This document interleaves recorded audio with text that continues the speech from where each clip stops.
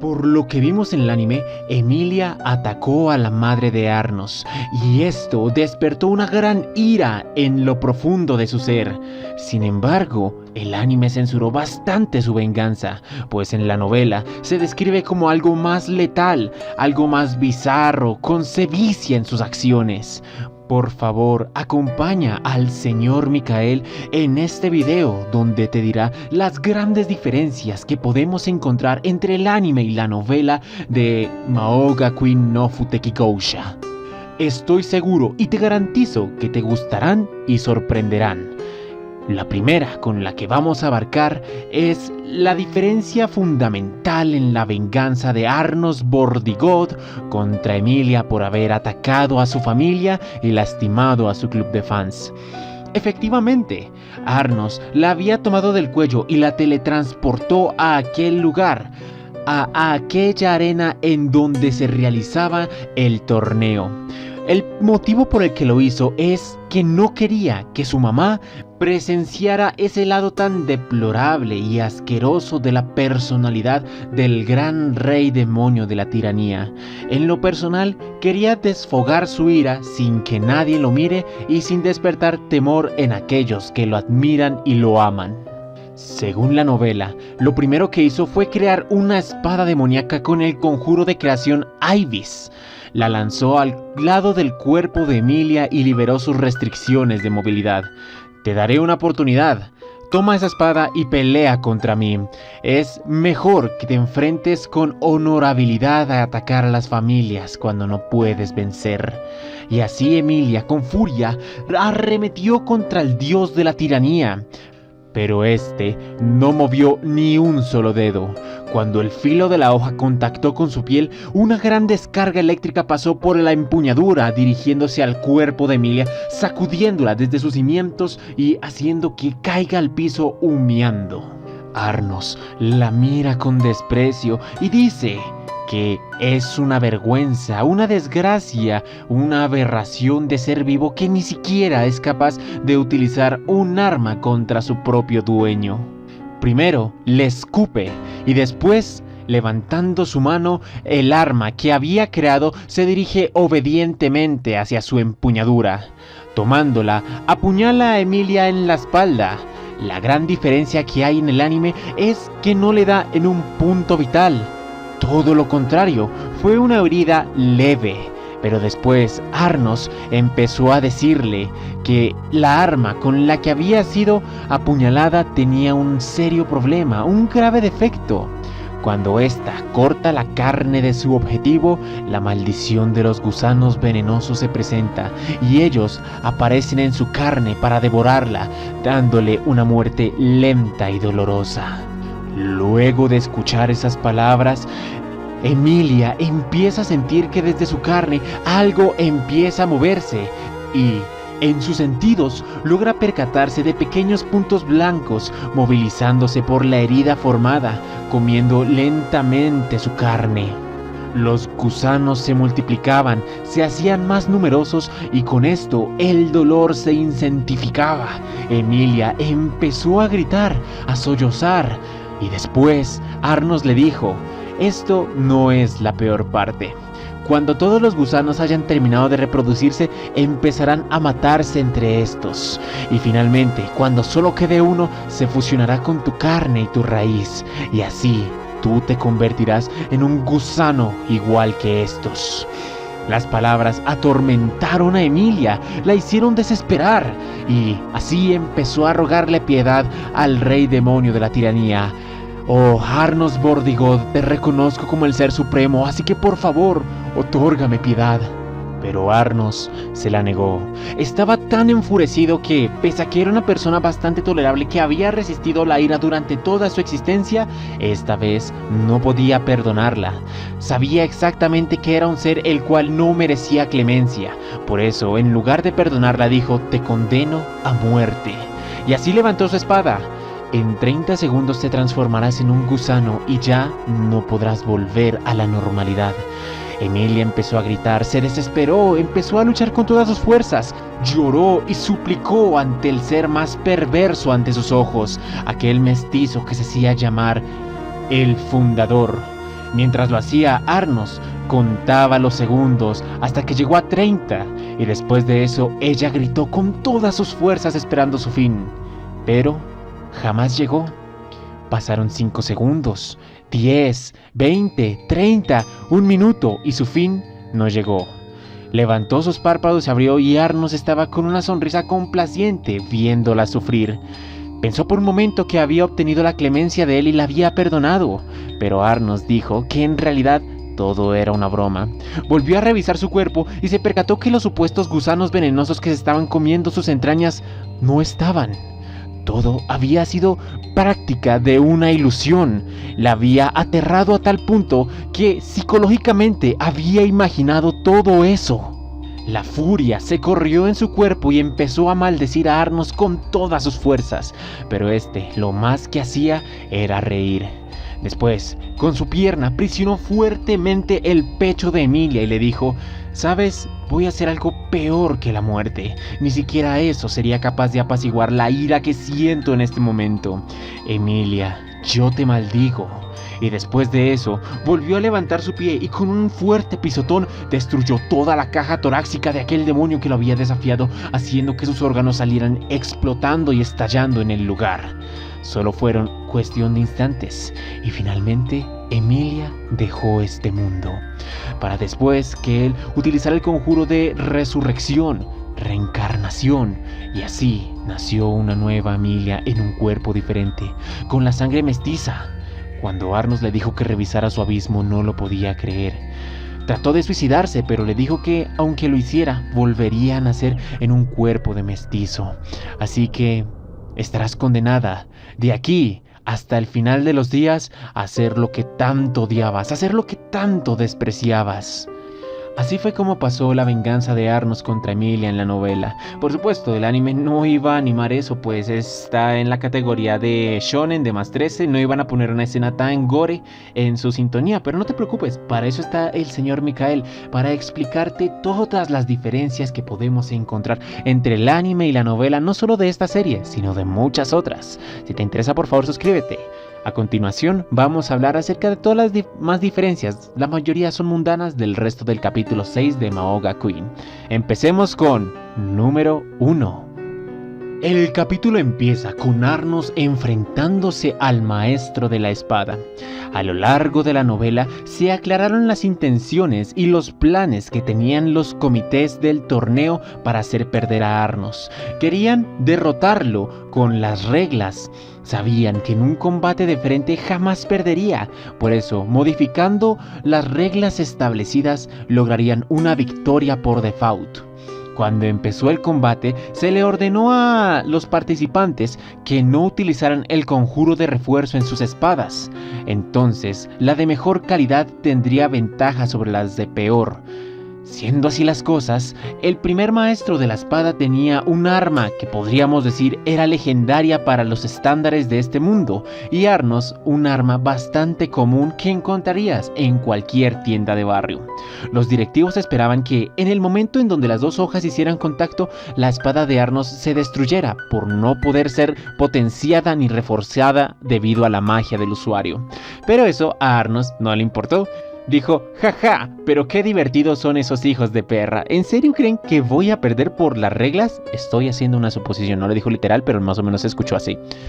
Arnos después utilizó obviamente la magia de reforzar la espada para que ésta obtuviera una dureza digna de las de la era del mito, y además aplicó un conjuro de silencio, haciendo así que la magia sea imperceptible para aquellos que la trataban de detectar. Había un jurado que estaba atento a todos los movimientos del rey demonio de la tiranía, pero aunque estuvieran alertas, no pudieron detectar la activación del conjuro, y desde sus puntos de vista, solo vieron como un arma que no tenía ningún tipo de magia le hacía frente a un arma capaz de resistirla. Arnos estaba confiado, sabía de buena mano que por más que lo intentaran jamás detectarían la trampa que estaba haciendo, pues incluso en la era del mito eran pocas, contadas con los dedos de una mano, las personas capaces de detectar el hechizo que él estaba usando para ocultar su magia. Por eso, en esta época donde todo estaba nerfeado, no podrían pararlo. Cuando empezaron a reclamarle por qué su arma era tan fuerte sin que ésta tuviera ningún círculo mágico, él dijo que todo era gracias a la calidad del artesano. Las armas forjadas por amor pueden superar los límites que aquellos pueden pensar o imaginar. Esa era la única excusa posible para lo que estaban viendo y curiosamente todos se la creyeron, aunque era mentira. Dicho esto, vamos con número 2.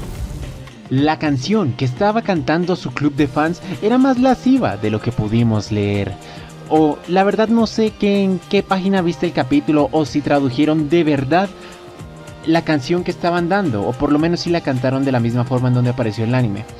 Según la novela, la letra era mucho más, ¿cómo decirlo?, humillante para la aristocracia, pues consistía en cómo Arnos literalmente violaba a todo aquel que se atrevía a desafiarlo, como que su espada atravesaría a sus rivales y en la punta se dispararía un líquido blanco simbolizante de su fuerza y su fertilidad.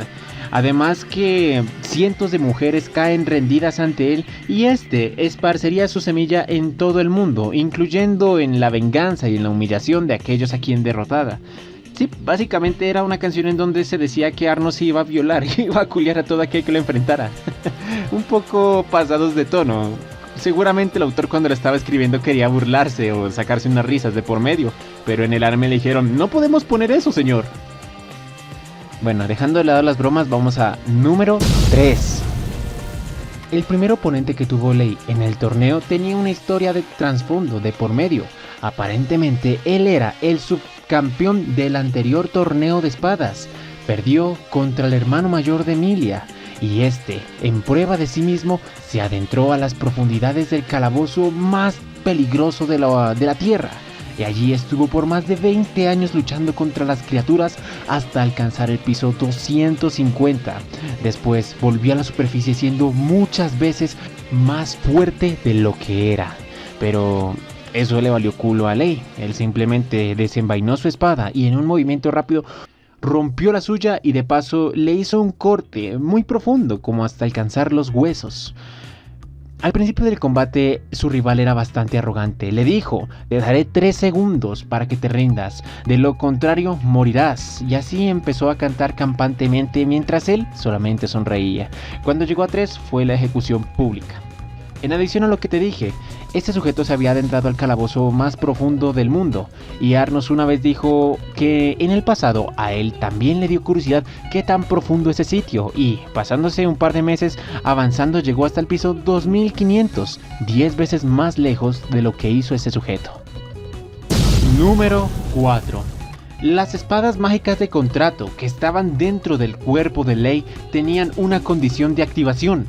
Este nunca debería pedirle ayuda a ninguna otra persona y mucho menos entablar contacto con Arnos Vortigod. Si lo hiciera, estas se activarían.